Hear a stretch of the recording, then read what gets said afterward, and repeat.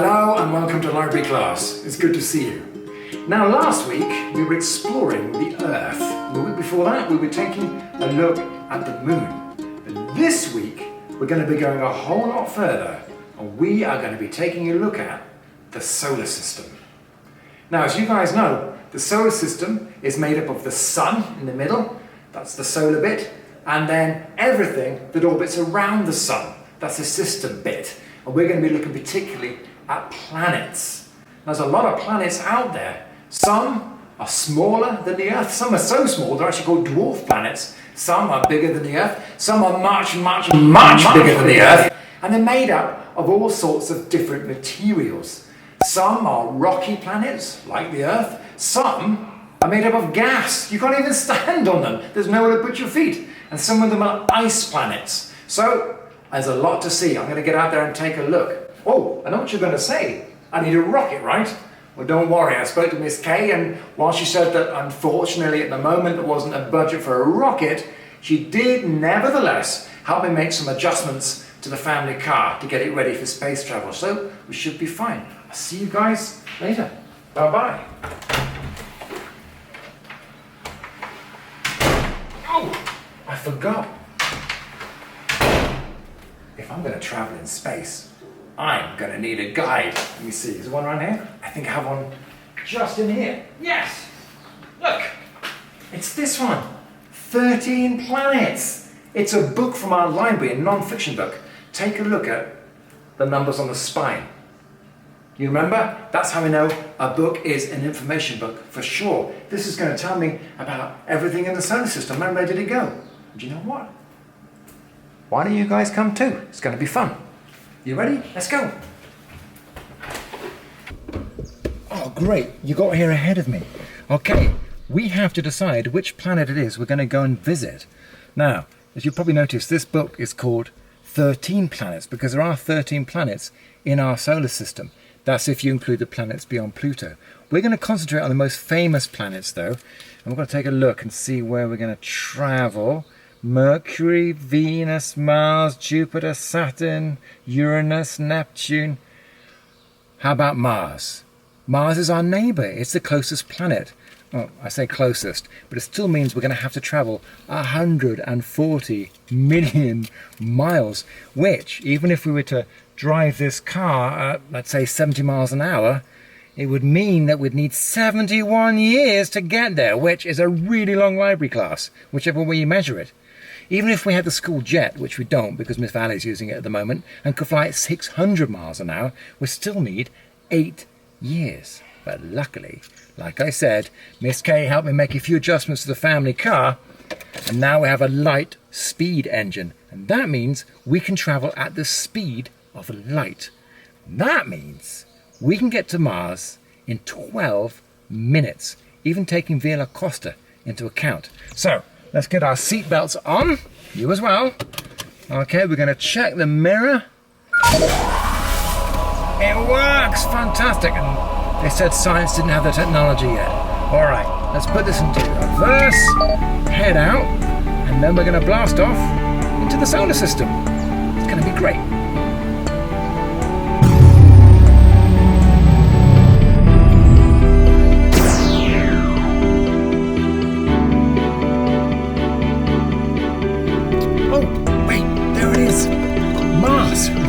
Right. Wow, let me just get us into orbit and we take a closer look.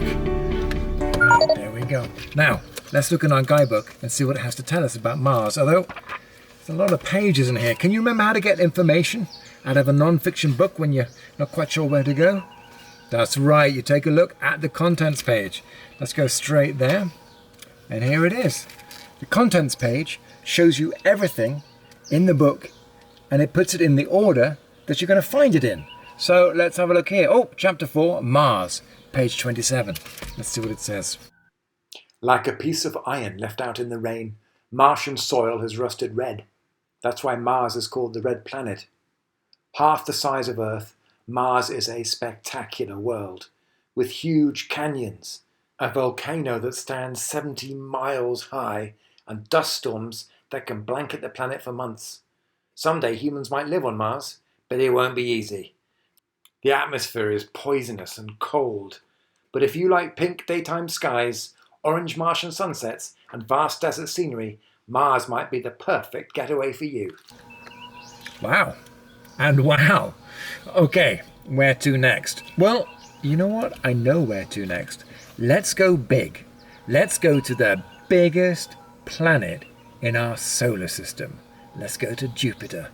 Now, we're going to have to go through an asteroid belt, and it's a really long way. But luckily, with the light speed engine that we have here, it's just going to take us about 31 minutes. So, let's go.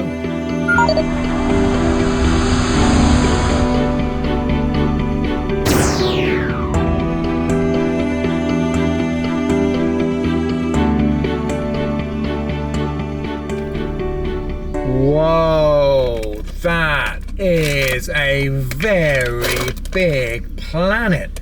My goodness me. Woo.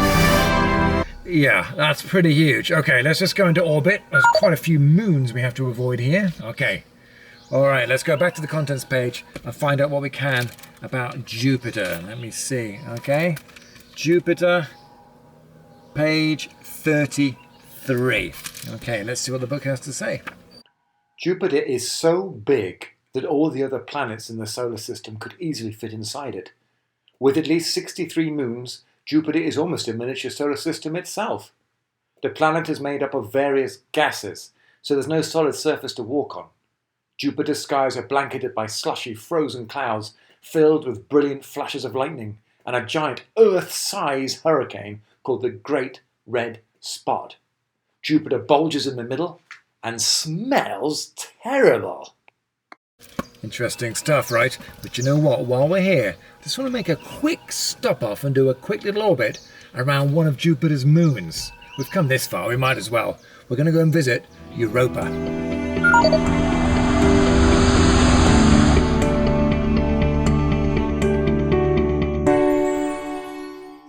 Excitingly, under Europa's icy surface, there might be a warm water ocean, up to 60 miles deep. Someday, we may be able to send underwater robots that could explore this ocean looking for signs of life. Pretty interesting, right? Europa's my favourite moon in the whole solar system. Well, listen, it's time to head home, so I better get moving. Even with the light speed engine, it's going to take us about 43 minutes. Off we go.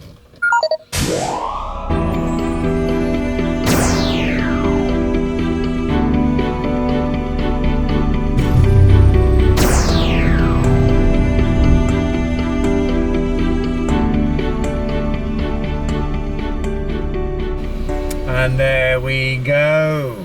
Home again, safe and sound.